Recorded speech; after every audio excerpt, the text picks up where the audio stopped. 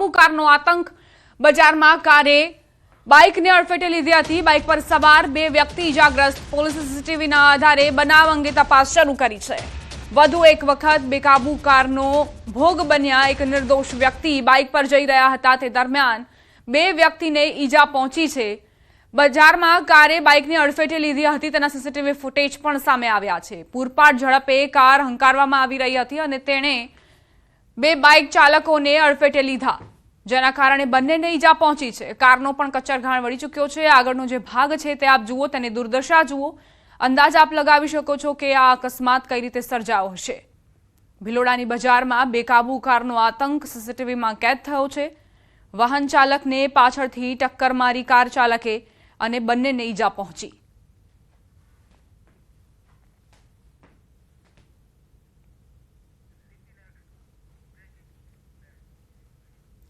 અરવલ્લીમાં બેફામ રફતારનો કહેર યથાવત છે। સીસીટીવીમાં આખી ઘટના કેદ થઈ। ભિલોડાની બજારમાં બેકાબુ કારનો આતંક। સમાચારોમાં આગળ વધીએ। 1 વાગ્યા સુધીમાં સામાન્ય વરસાદની આગાહી કરાઈ છે। બપોરે 1 વાગ્યા સુધી 19 જિલ્લા સાવધાન।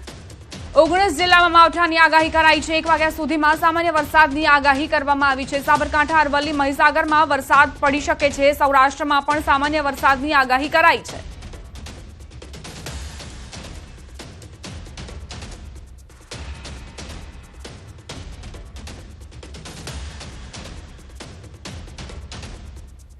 તો આખરે ક્યાં ક્યાં વરસાદની સંભાવના છે તે મેપ મારફતે સમજવાની કોશિશ કરીએ। 1 વાગ્યા સુધીની જે આગાહી છે તે આપ જોઈ રહ્યા છો।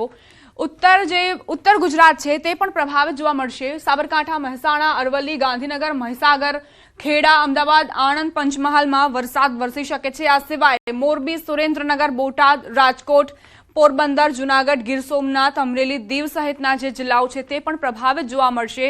અત્યારની સ્થિતિને જોતા 1 વાગ્યા સુધી અહીં માવઠું ત્રાટકશે એટલે ઉત્તરથી લઈને મધ્ય અને સાથે સૌરાષ્ટ્રના કેટલાક જિલ્લાઓનો સમાવેશ થાય છે આ માવઠાની આગાહીમાં।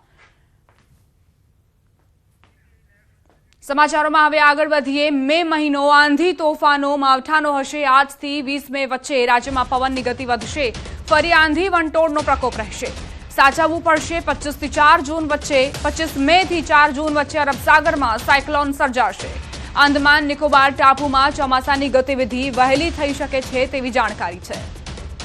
માવઠા બાદ હવે આંધી વંટોળનો રાઉન્ડ ફરી એક વખત શરૂ થશે જેની માટે તમામ લોકોને તૈયાર રહેવું પડશે।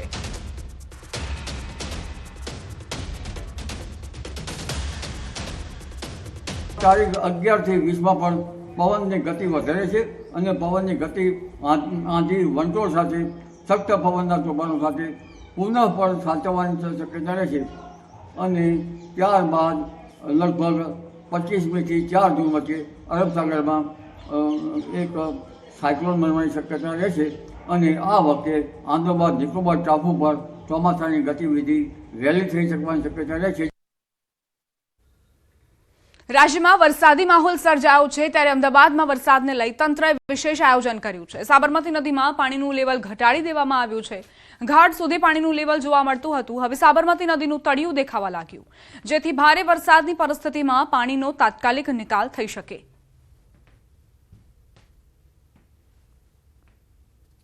ભર ઉનાળે ચોમાસા જેવો માહોલ છે અને વરસાદની આગાહી કરવામાં આવી છે ત્યારે તંત્ર દ્વારા પણ આગોતરું આયોજન છે તે કરવામાં આવી રહ્યું છે। અમદાવાદ સાબરમતી જે રિવર છે તેમાંથી પાણીનો નિકાલ છે તે કરવામાં આવી રહ્યો છે। પાણીનું લેવલ છે તે ઘટાડી દેવામાં આવ્યું છે। અત્યારે આ સાબરમતીના દ્રશ્યો છે આપ જોઈ શકો છો કે સાબરમતીનું જે પાણી છે તે ઘાટ સુધી ભરેલું હોય છે પરંતુ આ ઘાટથી પણ નીચે એટલે કે જે નદી છે તેનું તળિયું દેખાય તેટલો પાણીનો નિકાલ ત્યાં સુધી પાણીનો નિકાલ છે તે કરી દેવામાં આવ્યો છે। આગોતરું આયોજન કરવામાં આવ્યું છે કારણ કે જ્યારે સાબરમતી નદી છે બે કાંઠે વહેતી હોય છે તેઓ અને વરસાદ થાય છે તો શહેરના જે વિસ્તારો છે તેમાંથી પાણીનો નિકાલ છે તે ઝડપથી થતો નથી ત્યારે તંત્ર દ્વારા આયોજન કરવામાં આવ્યું છે કે સાબરમતીનું જે પાણીનું લેવલ છે તે ઘટાડી દેવામાં આવ્યું છે કે જેના કારણે શહેર વિસ્તારમાં વરસાદ થાય તો પાણીનો નિકાલ છે તાત્કાલિક થઈ શકે। કેમેરામેન પંકજ સાથે બીબી પટેલ, ન્યૂઝ 18 ગુજરાતી, અમદાવાદ। તો આ તરફ દક્ષિણ ગુજરાતમાં કમોસમી વરસાદે વિનાશ વેર્યો છે। સુરત સહિતના જિલ્લામાં ખેડૂતોના કેરી સહિતના પાકને ભારે નુકસાન પહોંચ્યું તેથી ખેડૂતો સરકાર પાસે સહાયની આશા રાખી રહ્યા છે। ત્યારે ખેડૂત અગ્રણી અને કોંગ્રેસના નેતા દર્શન નાયકે સરકારને રજૂઆત કરી છે। ખેડૂતોને યોગ્ય વળતર આપવા માંગ કરી છે। નોંધનીય છે કે હાલ ખેતીવાડી અધિકારી દ્વારા ઓલપાડ, ઉમરપાડા સહિતના વિસ્તારમાં નુકસાનીનો સર્વે કરવામાં આવી રહ્યો છે। દક્ષિણ ગુજરાતમાં મોટા પ્રમાણમાં કેરી અને બીજા પાકોને નુકસાન થયું છે અને કરોડો રૂપિયાના નુકસાનના કારણે ખેડૂતોએ ભોગવવાનો વારો આવ્યો છે। કે સરકારશ્રી તાત્કાલિક અસરથી સર્વે કરાયા પછી જે સરકારના નીતિ નિયમને બદલે ખાસ કિસ્સામાં પેકેજ જાહેર કરે એવી આપના માધ્યમથી અમે માંગણી વ્યક્ત કરીએ છીએ। રાજકોટના ધોરાજીના ખેડૂતોને માવઠાનો ભારે માર। કમોસમી વરસાદે ઉનાળુ પાક પર પાણી ફેરવી દીધું। ધોરાજીમાં પુષ્કળ પ્રમાણમાં તૈયાર થયેલા તલનું વાવેતર માથે પડ્યું। 1 વીઘા દીઠ ખેડૂતોએ 5,000 થી 6,000નો ખર્ચ કર્યો, પરંતુ વરસાદે તમામ પર પાણી ફેરવતા અસરગ્રસ્ત ખેડૂતોની સરકાર સમક્ષ સહાય પૂરી કરવા માંગ।